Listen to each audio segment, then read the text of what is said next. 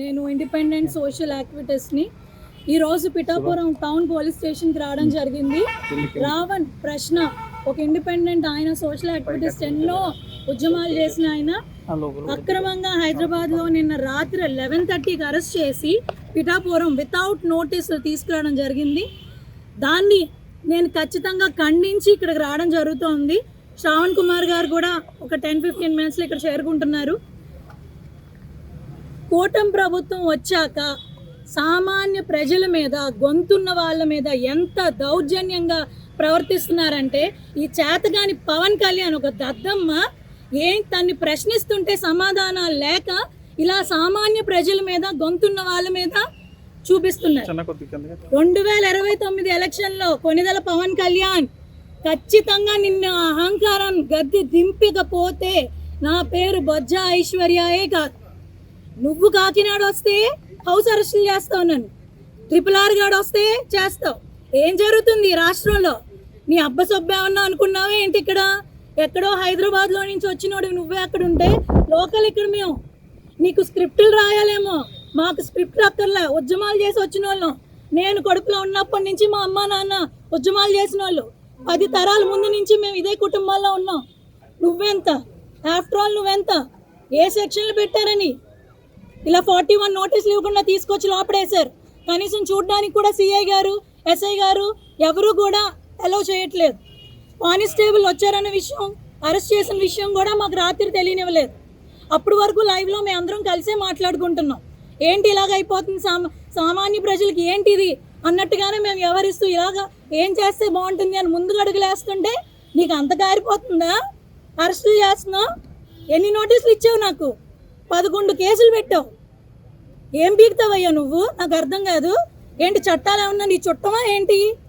ఈ రోజు మొదలుకొని ప్రతి సామాన్యుడికి మేము అండగా ఉంటామని చెప్తున్నాను.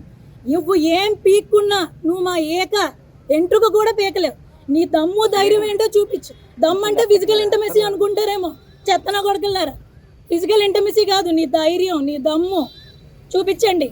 మేము కూడా రెడీగా ఉన్నాం. నీకు అధికారం ఉందని ఇప్పుడు రెచ్చిపోతున్నావేమో. ఎంత ఇంకొక 2 సంవత్సరాలు తిప్పి కొడితే ఈడ్చిదంటే మళ్ళీ హైదరాబాద్లో పడతావు నువ్వు. నీకు ముందుంది ముసలి పండుగ.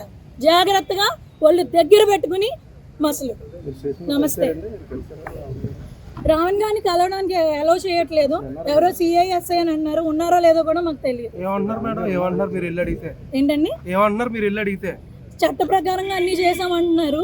అన్ని పిట్టి సెక్షన్లో పెట్టారు. అన్ని నాన్ బెయిలబుల్ పెట్టినట్టు ఒక 2-3 నాన్ బెయిలబుల్, మిగిలినవన్నీ బెయిలబుల్ పెట్టారు. 111 సెక్షన్లో మాత్రం రిమాండ్కి వచ్చే ఛాన్సెస్ ఉన్నాయి. మేమందరూ ఇంకా బతికే ఉన్నాం కదండి. సోషల్ యాక్టివిటీస్లో చేస్తాం. మేము ఎందుకు ఉంటాం? సాయి గారు అన్న కేసు అయిన తర్వాత వెలుగులోకి వచ్చింది. ముందు మనకు తెలియదు. అయిన తర్వాత వాళ్ళ మదర్ ఫైట్ చేస్తున్నప్పుడు వచ్చింది అది. ఇప్పుడైతే మన అందరం కలిసే ఉన్నాం కదా. మేమంటే ఏంటో కూడా చూపెడతాం. పిఠాపురం నియోజకవర్గంలో టౌన్ పోలీస్ స్టేషన్లో నేను ఉండడం జరిగింది. మొన్న 28వ తారీఖున జై భీమ్రావ్ భారత్ పార్టీ ఆధ్వర్యంలో జడా శ్రావణ్ కుమార్ అధ్యక్షతన ఏలూరులో దళిత క్రైస్తవ సమర శంఖారామం అనే కార్యక్రమం, ఒక బహిరంగ కార్యక్రమం మేము ఏర్పాటు చేయడం జరిగింది. ఈ కార్యక్రమానికి జోసెఫ్ ఎవరైతే ఉన్నారో ఆయన ప్రశ్న టీవీ రావణ్ అంటారు. ఆయన జోసెఫ్ ఎవరైతే ఉన్నారో ఆయన కూడా మా కార్యక్రమానికి రావడం జరిగింది. ఆ కార్యక్రమానికి వచ్చి రావణ్ గారు మాట్లాడారు. ముఖ్యమంత్రి, ఉప ముఖ్యమంత్రి లేదా ఏదైతే రాష్ట్రంలో జరుగుతున్న దాడుల మీద మాట్లాడారని చెప్పి ఆయన్ని ఈరోజు చాలా దారుణంగా హైదరాబాద్ రాత్రి వెళ్ళి మన ఏపీ పోలీసులు పిఠాపురం పోలీస్ స్టేషన్కి తీసుకురావడం జరిగింది. దీన్ని మేము తీవ్రంగా ఖండిస్తూ ఉన్నాం. మాకు ఇన్ఫర్మేషన్ వచ్చిన వెంటనే పోలీస్ స్టేషన్కి రావడం, ఇక్కడ ఎవరైతే హౌస్ ఆఫీసర్ ఉన్నారో ఎస్ఐ గారు తనతో మాట్లాడినా సరే ఇప్పటికొచ్చి మాకు FIR కాపీ కూడా ఇవ్వలేదు. అంటే ప్రశ్న రావణ్ ఉన్నాడా లేదా మరొక సాయి కృష్ణ కేసులాగా ఇది కూడా ఏదైనా చేయడానికి ప్రయత్నం చేస్తూ ఉన్నారా అని మా పార్టీ అనుమానిస్తూ ఉంది. నేను ఇక్కడ పిఠాపురం నుండి ఎమ్మెల్యేగా పోటీ చేసిన వ్యక్తికే వీళ్ళు ఒక ఇన్ఫర్మేషన్ ఇవ్వకుండా, ఒక FIR కాపీ కూడా ఇవ్వకుండా ఈ విధంగా చాలా లేట్ చేస్తూ ఉన్నారు. అంటే అసలు రావణ్ ఇక్కడ ఉన్నాడా? ఉంటే చూపించాలి. నేను ఒక అడ్వకేట్గా కూడా వచ్చాను ఇక్కడికి. అంటే అడ్వకేట్గా ఒకళ్ళతో తీసుకోవాలి, తన స్టేట్మెంట్ తీసుకోవాలి, ఏం జరిగింది, ఏ విధంగా సెక్షన్స్ వేశారు అనేది మేము కూడా చూడాలి. ఇలా రిమాండ్కి ఇస్తా ఉన్నారా, లేకపోతే ఏవైనా కేసులు ఏం వేస్తారని తెలియకపోతే అసలు రావణం ఉన్నాడా లేదా ఏవైనా? ఎందుకంటే ఈ రాష్ట్రం ఏర్పడిన తర్వాత, ఈ ప్రభుత్వం వచ్చిన తర్వాత ఈ 2 సంవత్సరాల్లో అనేక దాడులు జరగడం జరిగింది. ఎస్సీలు, బీసీలు, మైనారిటీలు అందరి మీద కూడా తీవ్రంగా ఈ ప్రభుత్వం మండిపడతా ఉంది. దానిలో భాగంగానే మన సాయికృష్ణ కేసులో ఏం జరిగిందో చూసాం. కొట్టి చంపేసి ఎక్కడో పడేసి ఆయన కాల్చి బూడిది కూడా లేకుండా చేశారు. మరి రావణ్ బ్రతికే ఉన్నాడా? మా పార్టీ డిమాండ్ చేస్తూ ఉంది, రావణ్ని నేను ఇప్పుడు వెంటనే చూసి తీరాలి. అదేవిధంగా పిఠాపురం ఎమ్మెల్యే, ఉప ముఖ్యమంత్రి మరి పవన్ కళ్యాణ్ మీద మాట్లాడితేనే మా మీద కేసులు వేస్తూ ఉన్నారే. మరి పవన్ కళ్యాణ్ ప్రభుత్వం వచ్చిన తర్వాత, ప్రభుత్వంలో లేనప్పుడు కూడా ఎన్ని మాటలు మాట్లాడారు, ఎన్ని కేసులు వేశారు మేము కూడా చూస్తాం.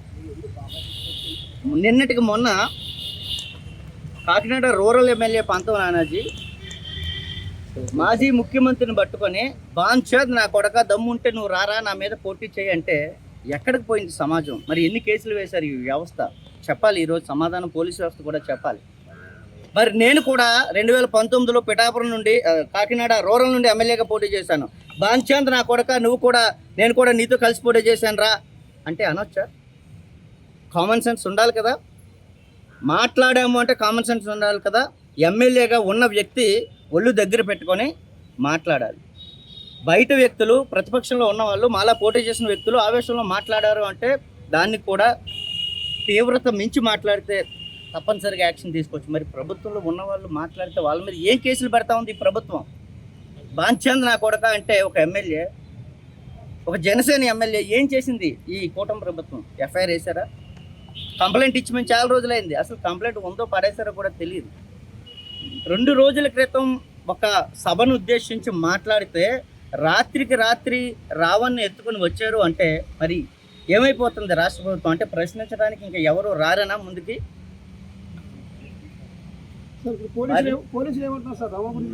రావణ్ కోసం నేను అడిగాను, సిఏ గారికి 4-5 సార్లు ఫోన్ చేశాను, లిఫ్ట్ చేయలేదు. పోలీస్ స్టేషన్కి వచ్చాను, రావణ్ని చూపించండి, రావణ్తో మాట్లాడాలి. మేము సభ ఏర్పాటు చేస్తే రావణ్ ఇక్కడికి రావడం జరిగింది. సో రావణ్ అక్కడ మాట్లాడాడు, ఆ బాధ్యత మా మీద కూడా ఉంది కాబట్టి నేను రావణ్ కలవడానికి వచ్చాను. ఇప్పుడు వచ్చి రావణ్ ఉన్నాడా లేదా, చంపేశాడా, లేకపోతే ఇక్కడే ఉన్నారా, మాట్లాడించకపోతే ఎట్లా? నేను ఒక అడ్వకేట్గా కూడా వచ్చాను ఇక్కడికి. అడ్వకేట్గా ఒకళ్ళతో తీసుకోవాల్సిన రైట్ నాకు ఉంది. హైదరాబాద్ వెళ్ళి మన పోలీసులు అరెస్ట్ చేశారని ఇన్ఫర్మేషన్ ఉంది. అది నిజమా కాదా అని పోలీసు వాళ్ళే చెప్పాలి. కుటుంబీకులు కూడా ఎలాంటి సమాచారం, కుటుంబీకులు వాళ్ళ వైఫ్ కూడా అసలు ఎవరికి ఇన్ఫర్మేషన్ లేకుండా రాత్రికి రాత్రి తీసుకుని వెళ్ళిపోయారు. అసలు పిఠాపురం తీసుకెళ్లారా, కాకినాడ తీసుకొచ్చారా, రాజమండ్రి తీసుకెళ్లారు, అసలు వీళ్ళు పోలీసులా, ఏపీ పోలీసులా కాదా అనే రకరకాల భయాందోళనలో ఉంది. ఎందుకంటే ఒకప్పుడు వ్యవస్థ మీద నమ్మకం ఉండేది. ఎప్పుడైతే సాయికృష్ణ కేసు జరిగిందో అప్పటి నుండి వ్యవస్థల మీద నమ్మకం సన్నగిల్లుతా ఉంది. కాబట్టి ఇప్పటికైనా సరే పోలీసులు వెంటనే మాకు ఎఫ్ఐఆర్ కాపీ ఇవ్వాలి. అదేవిధంగా రావణ్తో మాకు వెంటనే మమ్మల్ని కల్పించడానికి వాళ్ళు కూడా అవకాశం ఇస్తారని ఈ సందర్భంగా తెలియజేస్తూ, శ్రవణ్ కుమార్ కూడా కొద్దిసేపట్లో పిఠాపురం వస్తూ ఉన్నారు. శ్రవణ్ కుమార్ గారు కూడా మీ అందరితో కూడా మాట్లాడతారు. రాష్ట్రంలో జరుగుతున్న అన్యాయాల మీద, దాడుల మీద నిరంతరం మా గళం ఎప్పుడు కూడా వినిపిస్తూనే ఉంటాం. శ్రవణ్ కుమార్ గారు వచ్చిన తర్వాత ఇది కోర్టులో వేస్తారా లేదా, అసలు రావణనే ఉన్నాడా లేదా ఏంటనే మాకున్న ఇన్ఫర్మేషన్ కూడా మేము తన ద్వారా మీకు తెలియజేస్తాం.